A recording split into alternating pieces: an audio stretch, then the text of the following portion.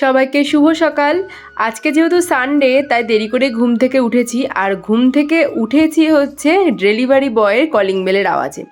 তো যাই হোক, ডেলিভারি বয় এসে পার্সেলটা দিয়ে গেল। আর এটা কিন্তু আমি অর্ডার করেছিলাম, বর কিছুই জানে না যে এর মধ্যে কি আছে না আছে। তো আমাকে বারবার করে জিজ্ঞাসা করেছিল যে কি অর্ডার দিয়েছো এত বড় একটা প্যাকেটে।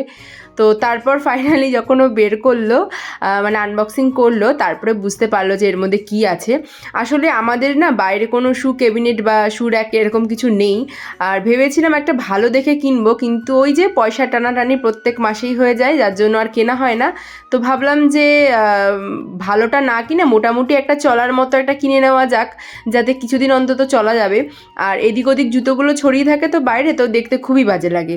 তো সেই জন্য এটা কিনে নিয়েছি ফ্লিপকার্ট থেকে। তো দেখো এখন সুন্দর করে সাজিয়ে গুছিয়ে আমি জুতোগুলো রেখে দিয়েছি। এখানে কিন্তু আমাদের দুজনারই এত এত জুতো রয়েছে।